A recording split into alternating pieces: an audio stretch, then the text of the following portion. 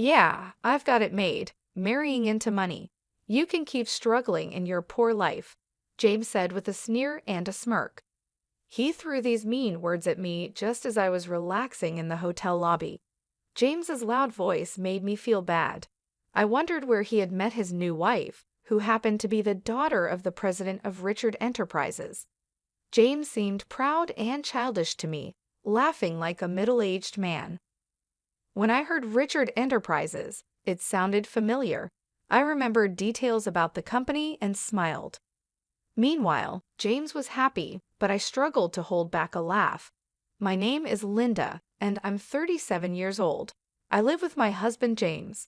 I work in my family's real estate business, mostly doing administrative tasks.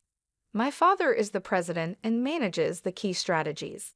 Since I'm an only child, I'm expected to take over the company one day. I feel the pressure of becoming the president, but I've been careful not to talk too much about our family business with James. James only finished high school and works in a moving company.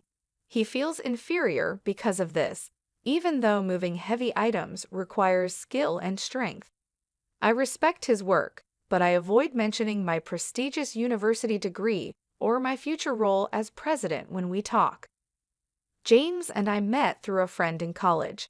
She hired James's moving company and he helped with her move. Initially, James was interested in my friend.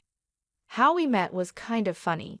James was interested in someone else, but she was already in a relationship. They got along well, so she introduced him to me. I was looking for a partner at the time. Our meeting was unexpected, but it turned out great. James's carefree nature matched my meticulous personality. After going on several dates, we became a couple when I was in my late 20s, a good age for marriage. Within a year, we were married. My life as James's wife began without any problems. His parents were very kind and always welcomed me with smiles when we visited. Considering the issues my friends had with their mothers-in-law, I felt lucky to have such a good relationship with mine. However, James's job was demanding, and he often worked late, which was tiring for him. Despite being tired, he never neglected our marriage. I felt grateful, but also thought he didn't need to try so hard. He'd thank me for simply making dinner after his long work days. I felt blessed to have such a wonderful husband. But after a year of peaceful marriage, things started to change. One night, as we got into bed, James casually asked, "Why can't we have kids?" His tone was slightly irritated, which surprised me. I had also thought about having children, but we weren't actively trying. Given our regular marital life, I believed it would happen in time. I tried to reassure James, saying, "It's just bad timing. We've only been married a year, so it's not something to worry about yet." I definitely wanted children, but I knew rushing wouldn't help. James seemed more forceful than usual, even quoting statistics like 60% chance of conceiving within a year for couples not using contraception. Not being familiar with pregnancy statistics, that number seemed incredibly high to me. James was eager for kids and suggested we get tested together to identify and address any clear issues. I suggested we both get fertility tests, but James's response surprised me. He said, "What are you talking about? Are you saying it's my fault? Infertility is usually the woman's fault. There's no point in me getting tested." His tone was disrespectful, which shocked me.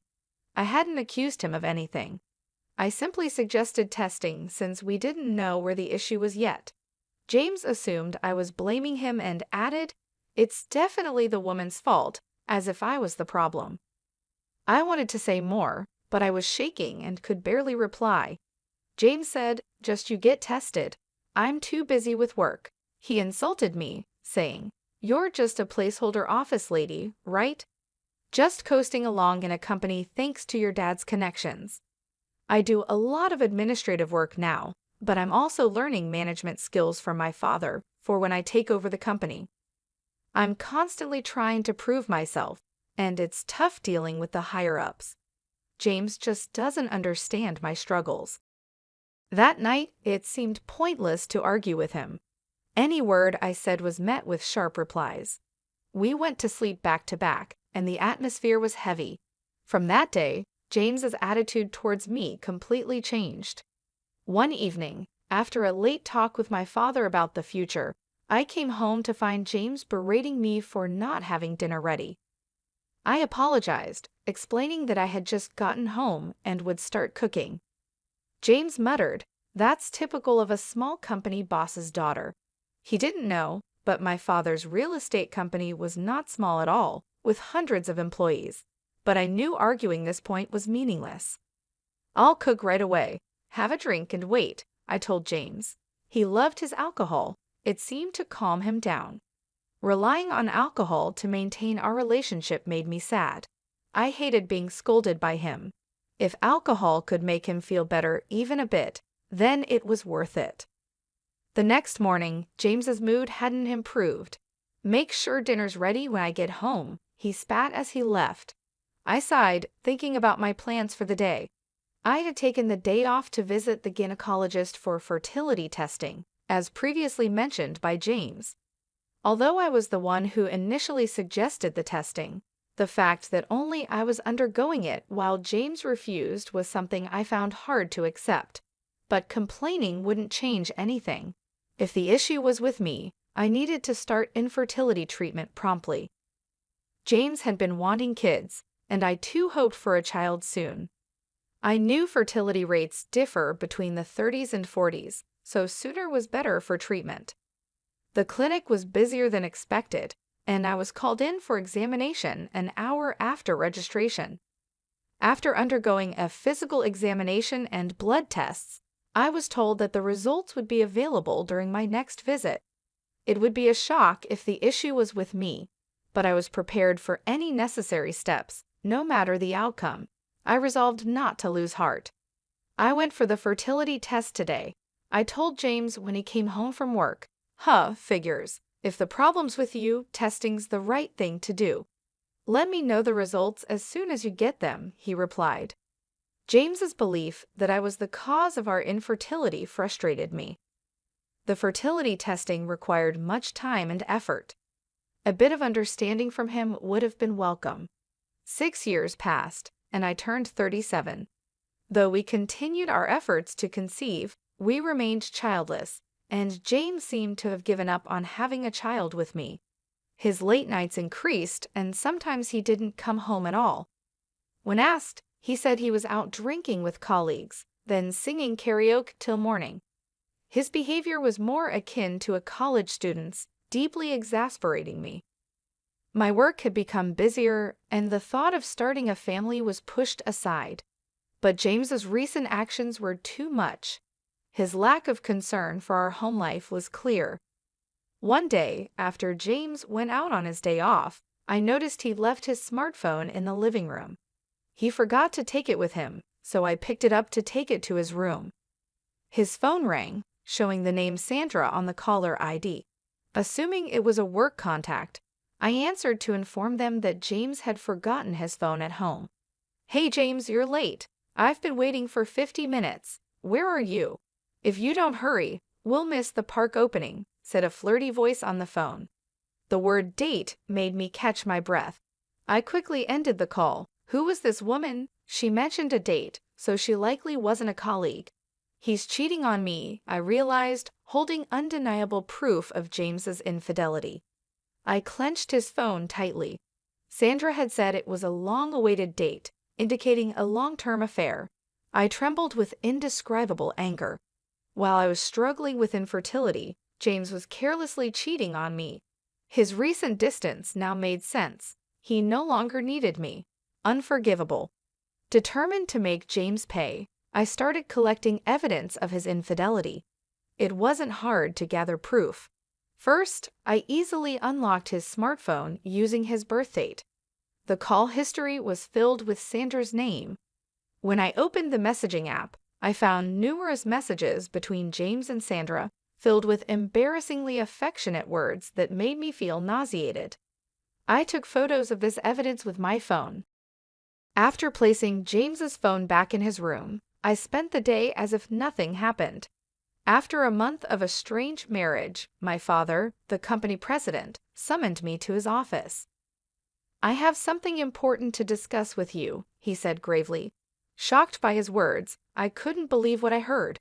"Is that true?" I asked. "Yes, so I'm counting on you," he replied. Disturbed, I returned to my office, barely concentrating on work. That evening, James suggested we separate. Having found evidence of his affair, I had been contemplating when to bring up divorce, but him initiating it saved me the hassle. "Yes, let's divorce," I said. James seemed surprised. Perhaps he was happy about being able to be with his mistress, a woman named Sandra. His face was filled with an unmistakable joy that I found irritating. Despite my irritation with James's expression, I signed the divorce papers he offered. "I can file these tomorrow." "I'll be leaving this house," he said.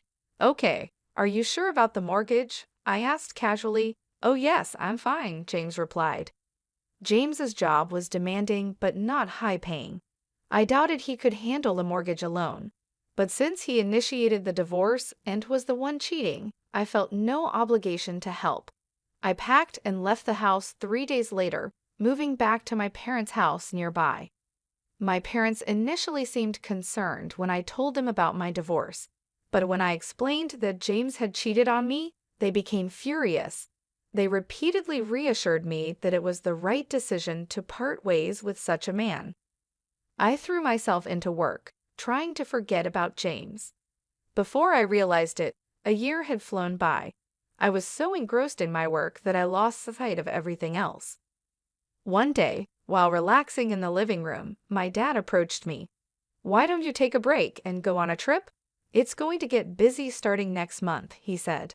I guess he thought I'd been working too hard and needed a distraction. Indeed, I had been overwhelmed with various things lately and felt mentally exhausted. Thinking a little trip wouldn't hurt, I took up Dad's suggestion and decided to travel to the Northeast. It was my first solo trip, and I was both nervous and excited. The air in the Northeast was crisp and seemed to cleanse my weary soul. Interacting with the locals who helped me navigate and chatting with the owner of a bar, I found everyone to be incredibly kind, which gradually healed my spirit. I had booked a hotel in Portland, the most famous and largest around here, thinking, why not enjoy the trip to the fullest? After checking in, I relaxed in the lobby with a welcome drink. The fatigue from the journey seemed to melt away. Feeling utterly comfortable, I jokingly considered moving to Portland. A familiar voice called out, "Hey, what are you doing here?" I turned around, startled by the unmistakable voice of my ex-husband, James, who was entering the lobby with 2 large suitcases and a young woman. She appeared to be in her early 20s, with flawless skin, bold makeup, and striking red nails. Despite the chilly northeast weather, she was wearing a short skirt with bare legs.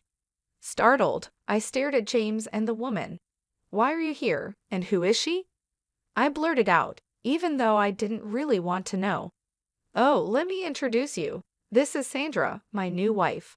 We're on our honeymoon. Guess what? She's a wealthy businessman's daughter," James said, his tone full of happiness. He volunteered information I hadn't asked for, but Sandra was the name of the person on the phone. Disgusted that he was with such a young girl, I felt a surge of discomfort. "You're on a solo trip here. That's pathetic," James sneered, despite being the one who cheated and initiated our divorce. Sandra, too, was looking at me, her eyes narrowed with amusement. "Hey, James, is this your ex-wife? She looks old." "Hurry up with the check-in," she said in a catty tone. I glared at Sandra and James, nonchalantly wrapping an arm around her waist, responded, "Yeah, I'm set for life, marrying into money. You can keep struggling in your poor life." James smirked condescendingly, throwing demeaning words my way. His high-pitched voice echoed through the hotel lobby, disrupting the elegant atmosphere I was enjoying and leaving me feeling upset. But his mention of marrying a businessman's daughter made me wonder where he had met someone like that. "Yeah, Sandra is the daughter of Richard Enterprises," James proudly exclaimed. I thought it sounded familiar somehow. Oh, right, that company, I said after a moment, recalling what Richard Enterprises was. James's face lit up with pride. Impressive, huh? He exclaimed. But inside, I was holding back laughter. Come on, you know this company. Her family's loaded, and they even paid off the mortgage on that house quickly. Thanks for divorcing me so easily, Linda, James said sarcastically, but it didn't bother me at all. Yeah, I know them. They're in the biggest building downtown, right? I've seen it and even been there, I replied calmly. Oh, you've been there? James seemed surprised. It's quick then. Her family owns a huge company, so they're loaded.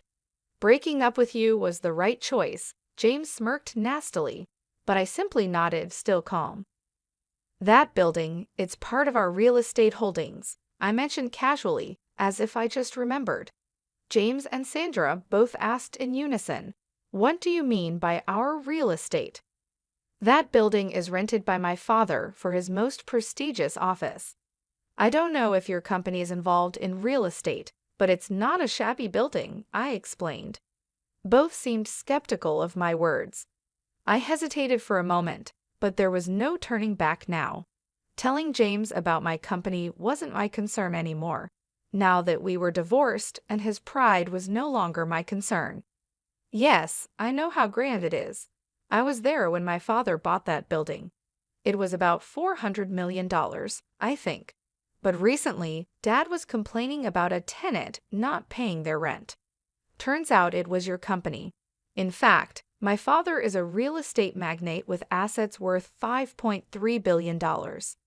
The building Richard Enterprises is in is one of them. The tenants of the building change regularly, but currently it's Richard Enterprises.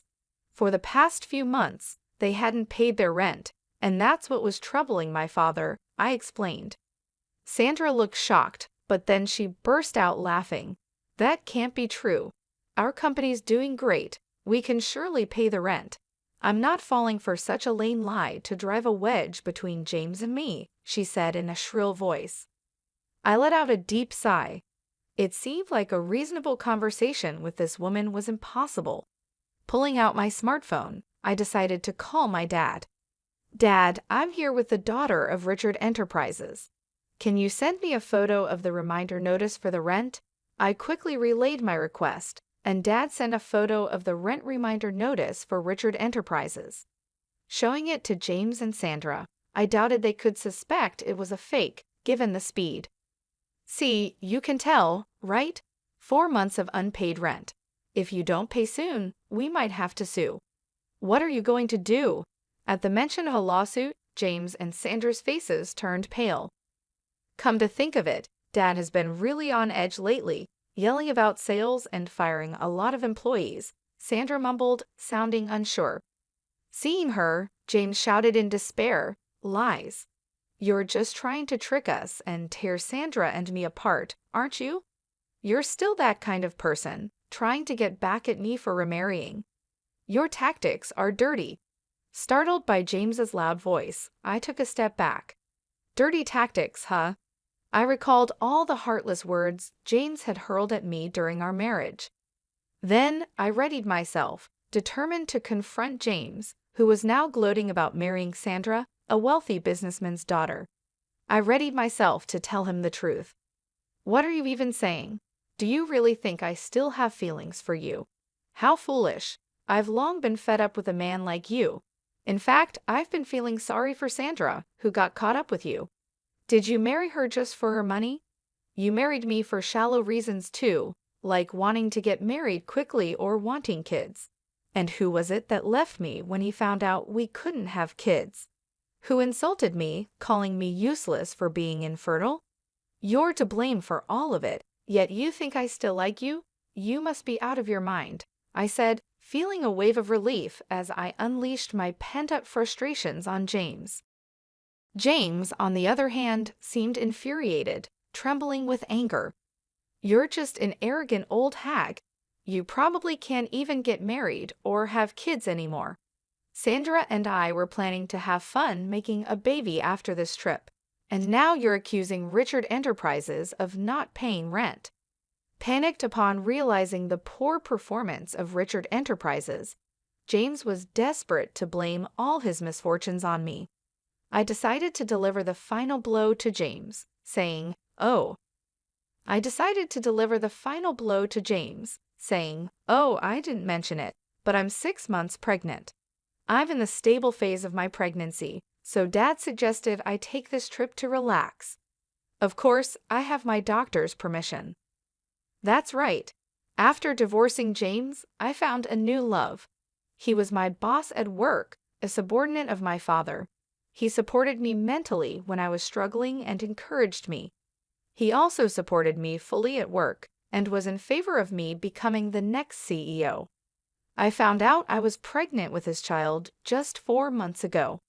Knowing about the baby, I immediately married him. It was a quick marriage, but the company celebrated it grandly. My pregnancy was going smoothly, and encouraged by my father and husband, I embarked on this trip. Just before breaking up with James, my father had told me he was retiring as CEO next month. He decided to retire after being diagnosed with diabetes and thinking it was time to step down. Therefore, I would inherit my father's assets. This made it easier for me to accept the divorce from James. Even without James, I knew I could live a full life. The word pregnant slipped effortlessly from my lips, leaving James shouting, "What? You're pregnant? So were you using birth control when we were married? What's going on?" James stomped his feet in complete confusion. "Birth control? I never did that. Remember, I told you I had infertility tests at the clinic, and they found no issues. So the problem was with you," I told James bluntly. His face twisted visibly. "Does that mean Sandra and I can't have kids? Why did I divorce you and marry Sandra?" James muttered to himself, shoulders slumped in defeat. "What do you mean, why? I feel betrayed knowing you're infertile," Sandra snapped, angry at James's selfish reasoning. Realizing I couldn't bother with them anymore, I said my final words. "That's why from now on, please don't involve yourself with me and Sandra. I have nothing more to say regarding the rent for Richard Enterprises. I will back down until it's fully paid. If you plan to continue renting that building, please pay the overdue rent soon. Otherwise, we'll have to take legal action. I have nothing more to say to you two, so goodbye." I left James and Sandra arguing and confidently walked back to my hotel room. After returning from my trip, my husband greeted me with a smile, saying, "Welcome back. Sorry I couldn't help around the house. Was everything okay?" "Of course, it was fine. I'm glad you got to relax," I replied. "Thank you." My husband smiled warmly at me, and I felt a great sense of relief. Since marrying my current husband, I've been reassured every day, completely forgetting about James. Since that trip, I haven't met James. The following is what I heard through my father's contacts. After that incident, James and Sandra's fights became incessant. Despite thinking he was marrying a wealthy heiress, James discovered Richard Enterprises was in deep debt. Coincidentally, news was all over TV about a Richard Enterprises employee embezzling millions of dollars from clients. Sandra's father knew about the fraud, but tried to cover it up for the company's reputation. However, once the scandal became public, Richard Enterprises' stock plummeted. Having lost its credibility, the company saw a mass exodus of employees. In such a state, they couldn't possibly pay the rent, so my father was taking legal action against Richard Enterprises.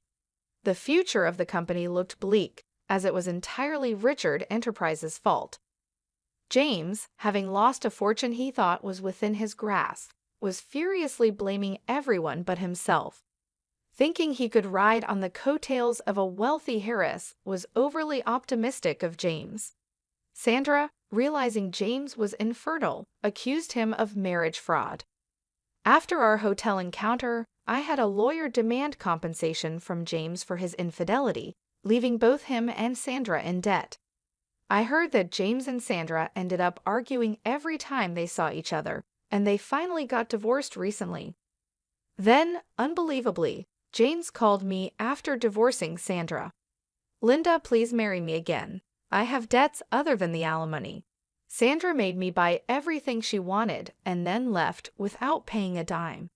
You're the only one I can rely on. I'll do anything for you. Please forgive me." James's pleas sounded like a beggar, so pitiful that they almost made me sick. His unchanged attitude of marrying for money was just appalling. "No, I have no desire to be involved with you ever again. I'm going to be happy with my husband and our child, so please don't contact me again. Goodbye," I said calmly, and then immediately had his phone number blocked. That should stop any more absurd calls from James. Having lost his wife and money, James will likely live a lonely life now. Given his infertility, remarriage might be difficult for him.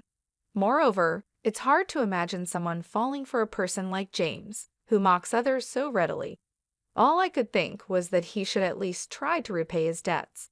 I thought about it as if it were someone else's problem. As for me, I'm looking forward to my life with my husband and our soon-to-arrive baby. Both my work and personal life are more fulfilling than ever, and I'm savoring this unparalleled happiness.